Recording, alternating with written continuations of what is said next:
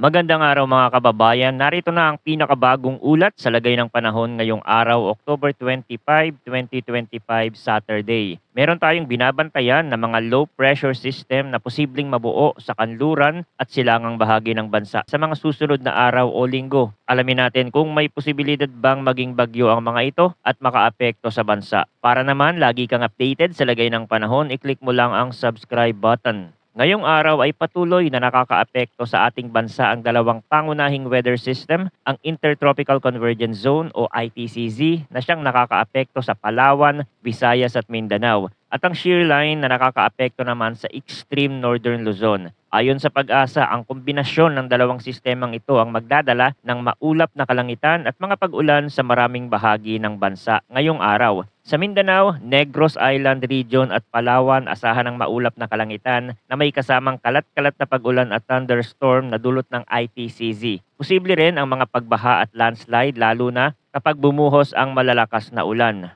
Sa Batanes at Babuyan Island, asahan din ang maulap na kalangitan na may kalat-kalat na pag-ulan at thunderstorm na dala ng shear line. Hindi rin inaalis ang posibilidad ng flash flood at landslide dahil sa mga malalakas na buhos ng ulan. Sa Aurora at Quezon, dulot ng easterlies ang mga pag-ulan at thunderstorm kaya dapat ding maging alerto ang mga residente sa mga low-lying areas. Samantala sa nalalabing bahagi ng Visayas at Mindanao, asahan naman ang bahagyang maulap hanggang maulap na kalangitan na may isolated rain showers at thunderstorm na dulot pa rin ng ITCZ. Sa Metro Manila at natitirang bahagi ng Luzon, bahagyang maulap hanggang maulap na kalangitan na may mga panandali ang pag-ulan at thunderstorm ang inaasahan dulot ng easterlies. Pagdating naman sa lagay ng hangin at karagatan, moderate hanggang strong ang hangin sa northern at western section ng northern Luzon na galing sa Hilagang Silangan. Kaya ang mga baybayin ay inaasahang may moderate hanggang rough na karagatan na aabot mula 1.8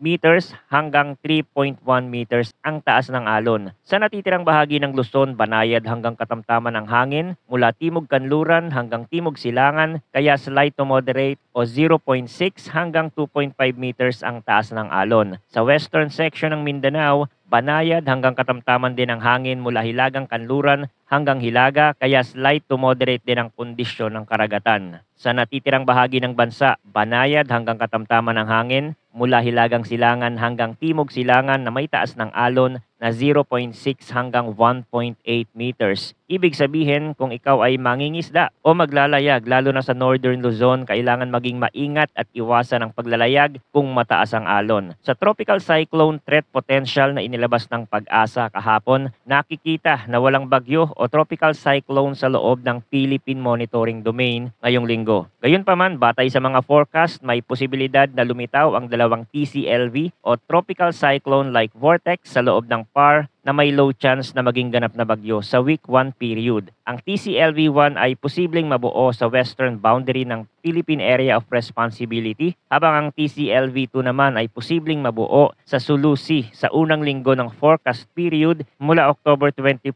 hanggang October 30. Para naman sa second week ng forecast period mula October 31 hanggang November 6, inaasahan na ang TCLV-2 ay posibleng lumabas na ng PAR at nananatiling mababa ang posibilidad ng TC formation. Bukod dito, posibleng may isa pang TCLV-3 na lalabas sa eastern boundary ng PMD sa week 2 at mababa rin ang posibilidad na maging ganap na bagyo. Kung gagamitin ng mga international weather model gaya ng GFS para sa simulation ng forecast, makikita na posibleng may mabuo o lumabas na isang low pressure area sa kanlurang bahagi ng bansa. Ngunit batay sa projection, hindi ito direktang makakaapekto sa bansa dahil kikilos ito pakanluran patungong Vietnam. Pagdating ng October 30, posibleng may isa pang low pressure area na mabuo sa silangan at ito rin ang nakikita ng Pag-asa sa kanilang forecast. Ayon sa paunang datos, posibleng tumawid ito sa Visayas at Southern Luzon sa October 31. Kaya posibleng umulan sa mga bahaging ito ng bansa.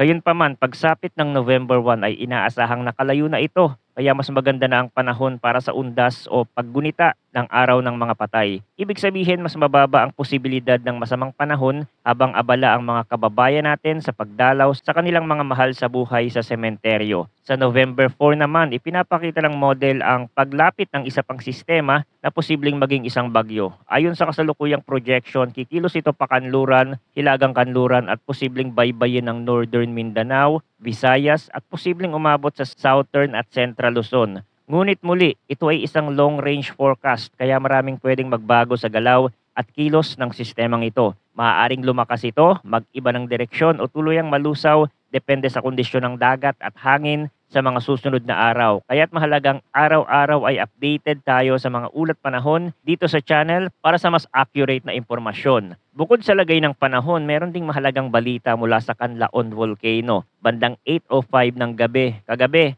isang maikling pagsabog o explosive eruption ang naitala ng PBOX sa bunganga ng bulkan. 3 minuto ang itinagal ng activity na ito. Makikita sa time-lapse video na may ash plume o ulap ng abo na umakyat mula sa bunganga ng bulkan at umabot ng 2 kilometro bago humina. Sa kabila nito, walang binagong alert level, ngunit nananatili ang strict no entry policy sa permanent danger zone ng bulkan. Kung ikaw ay nasa paligid ng Negros Occidental o Negros Oriental, mainam na umiwas muna sa paligid ng bulkan lalo na sa PDZ. Kung may ashfall o pag-ulan ng abo, manatili sa loob ng bahay, magsuot ng face mask at protective eyewear upang hindi makalanghap ng abo. Siguraduhing takpan ang mga water source upang maiwasan ang contamination. Bantayan din ang mga ilog at sapa sa paligid ng bulkan dahil kung may kasunod na malakas na ulan ay may panganib ng lahar. At kahapon din, may naitalang mga aftershocks sa hilagang bahagi ng Cebu. Ayon sa ulat ng PBOX, nakaramdam ng magnitude 3.2 na pagyanig sa northwest ng Bogo City. Bukod dito, may ilan pang mahihinang pagyanig sa parehong lokasyon sa maghapon. Kaninang madaling araw,